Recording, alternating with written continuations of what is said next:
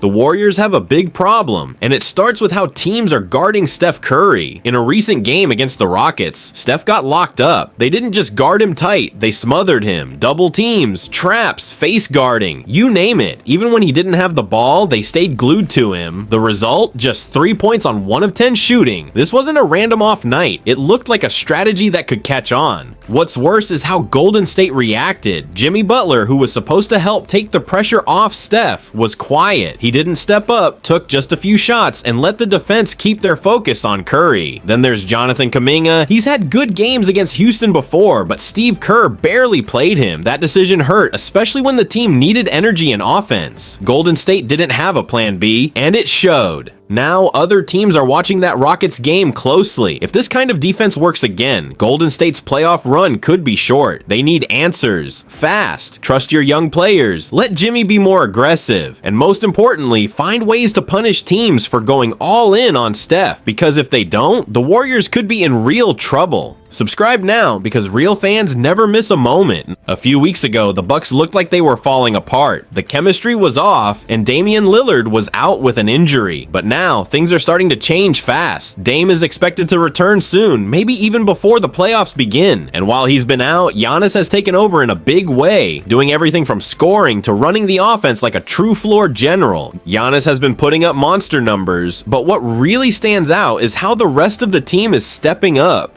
Kevin Porter Jr. has been a surprise boost off the bench, even hitting a game winner recently. Bobby Portis is also set to come back from suspension, which gives them much needed depth in the front court. These role players are doing exactly what Milwaukee needs, showing up when it matters most. If Dame comes back healthy and fits in better with Giannis than he did before, this team could be a real problem in the East. Their roster is deeper than people think, and with Giannis playing at an MVP level, they don't need a perfect version of Dame, just one that fits. Milwaukee might not be getting the hype, but don't be surprised if they end up being one of the most dangerous teams in the playoffs. The Rockets are doing something most teams gave up on. They're going big, really big. Their double big lineup has been quietly dominating on both ends of the floor, with 2 strong big men sharing the court. They're crashing the boards, protecting the rim, and making life tough for smaller lineups. The numbers back it up too. In the minutes this group plays together, Houston isn't just winning, they're overwhelming teams. While other teams like OKC and Boston are trying similar setups, nobody's doing it better than Houston. Their big lineup is leading the league in efficiency, defense, and rebounding. They just beat 2 tough teams, OKC and Golden State, and they made it look easy. The defense is locked in, the paint is protected, and they're turning defense into easy offense. This change in style has helped fuel their recent hot streak.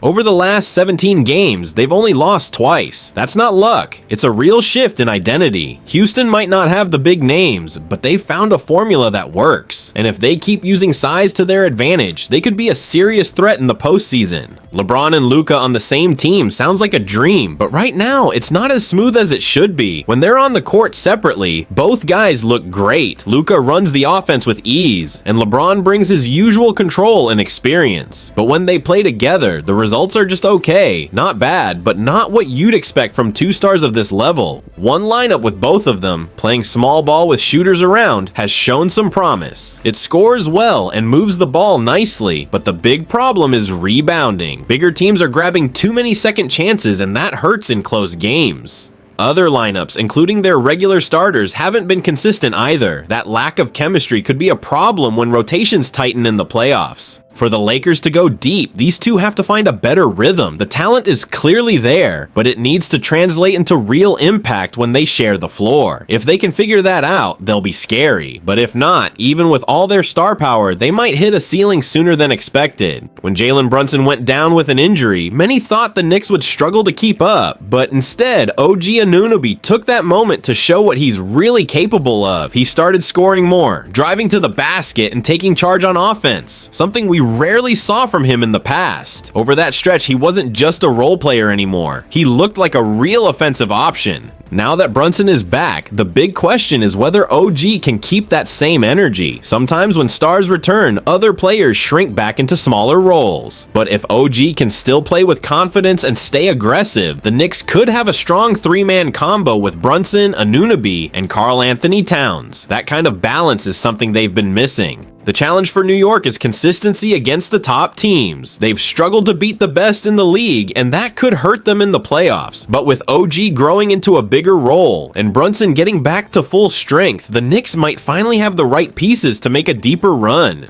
Jaylen Brown has been dealing with a knee issue, and it's starting to affect how he plays. He's not attacking the rim like he usually does, and his athletic edge seems a little off. To adjust, he's been studying slower pace scorers from the past and changing how he gets his shots. That kind of shift might help long term, but right now it shows he's not playing at full speed. The bigger concern is what this means for the Celtics as a team. Brown is not just a scorer, he's one of their top defenders and a key part of their fast breaks. If he's limited, opponents might start focusing more on stopping Tatum, knowing Brown isn't the same threat. That could change how Boston's offense flows and make them easier to guard when things slow down in the playoffs. This also puts more weight on Tatum's shoulders. He's been sharing the spotlight with Brown for years, but now he might have to carry more of the load. It's a lot to ask during the toughest stretch of the season. If Brown doesn't bounce back soon, Boston's title hopes could take a serious hit, even with all the talent they have. The Pacers might not be getting the spotlight, but they've quietly become one of the most balanced teams in the league. Their defense, which used to be a major weakness, has improved a lot. They're holding teams to fewer points and finally closing out possessions better. That's made a big difference, especially in tight games where every stop matters. Tyrese Halliburton is the heart of this team, and he's playing at an incredibly efficient level. He's scoring, passing, and keeping turnovers low, basically doing everything you want from a floor leader. Even when he missed a few games, Indiana kept winning, which shows how much this group has grown. They don't panic late in games either, which is a big deal heading into the playoffs. Everyone keeps talking about Boston and Cleveland in the East, but the Pacers are right there. They've already been to the conference finals, and this version of the team looks sharper. With their new defense and Halliburton in control, they've got the tools to pull off some surprises when the pressure kicks in. While all eyes are on the usual title favorites, there are still a few teams flying under the radar that could make serious noise. These aren't just teams with decent records. They have the pieces to take down giants. Whether it's a smart coach, a tough defense, or a breakout player hitting form at the right time, each of these squads has something that could turn the playoffs upside down.